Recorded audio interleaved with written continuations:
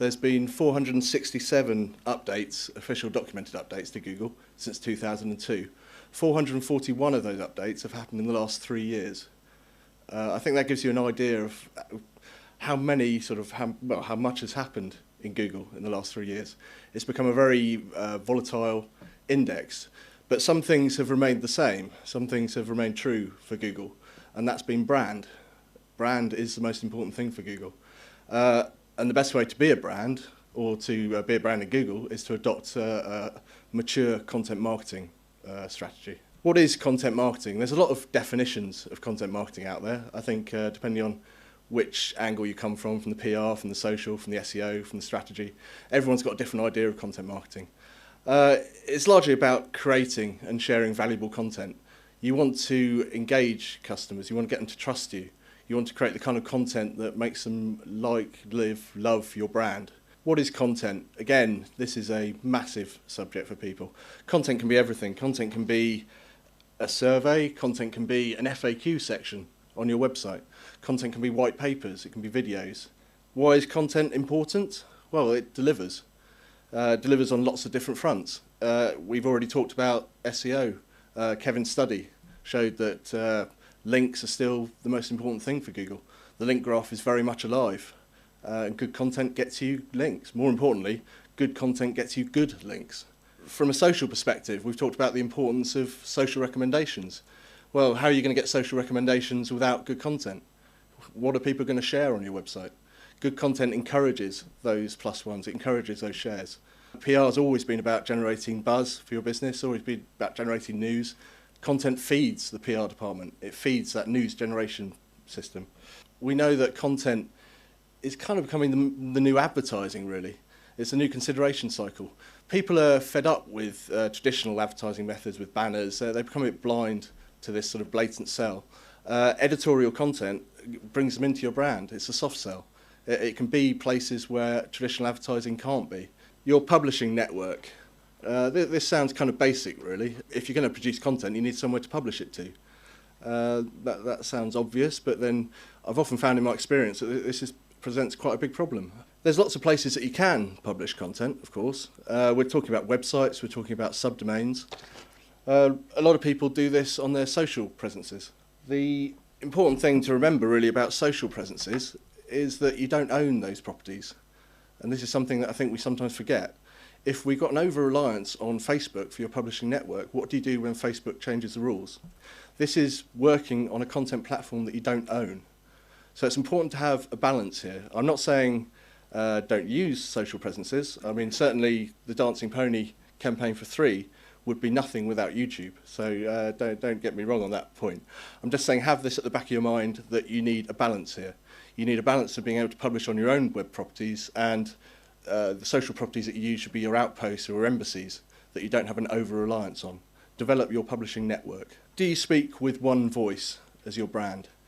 This has become increasingly important because lots of different teams within your organisation are producing content. You might have an exec in the SEO team that's producing content. You might have someone in the PR team. You might have someone on the web dev team who's also writing content for your website. Is it coming from your organisation as one consistent voice? The third point, audit your content library. It's very likely that you actually have a lot of content already. Your PR department's probably producing it. Your internal marketing department's probably producing it. You've probably got a load just gathering dust on a hard disk somewhere that no one's really aware of. You also may find content pieces that people within your organisation are very proud of. I think John Lewis produces the Gazette, which is an internal magazine for the business. It's one of the oldest internal magazines around. And they now use some of that content to push out to the web, to push out to customers, to make people advocates. Another thing you need to audit is the people within your organisation.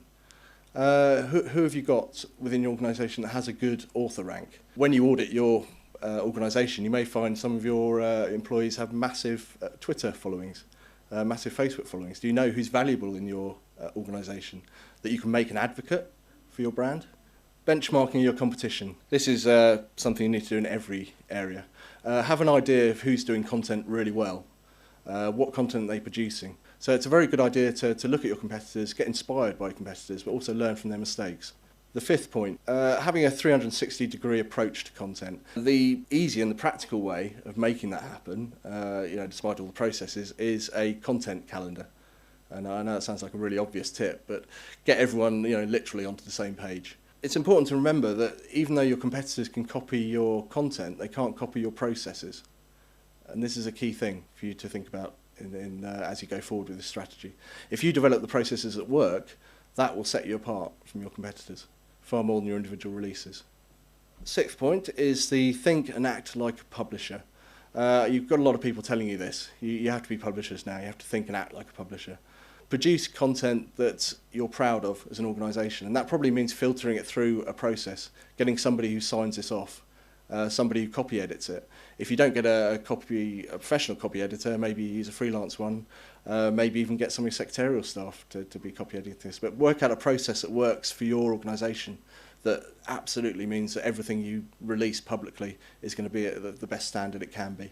You have to think about curating content, and again it comes back to this point of this whole conference. We create content for this conference in terms of this speech, we create interviews, we create a video which will go up online. We're actually tweeting about this event, so we're creating content on Twitter. Think about all the ways you can reuse content in different ways, different platforms to get the maximum value out of it. You absolutely need to look at your content releases and work out what good looks like. That means having an idea of a range of soft and hard KPIs. Good brands produce good content. If you want to get taken seriously by Google as a brand, you have to act like a brand. You do the kind of things that get you links from the Daily Mail. You do the kind of things that get you multiple links from hundreds of people because they genuinely love what you're doing. This is what a real brand does. Act like a brand. You've got to build your publishing network and your processes. A lot of this is process driven. You need to think about how you're going to produce content, where you're going to put it, and what the processes are to allow you to do this. There's two kind of degrees of content. There's responsive content, where you kind of react to things that are happening around you, or you may find that's too difficult to go into straight away, so you've got a more kind of pre-planned approach, which again is absolutely fine. Work out what works for your organisation. Filter down your communication strategy to ensure you've got one voice across the whole of your brand. You need everyone to be on the same page as far as your values go, and the content you produce that supports those values. Audit your content library, know what you've got, know what assets you've got, understand where you haven't got assets, where you probably need to spend a bit of time to get those developed. Benchmark your competitors and learn from their campaigns.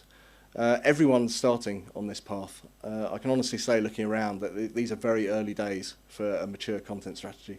But understand who you think is on that path, who's doing it well, and get inspired, learn from them. Encourage market integration around shared content calendar. It's a very practical step.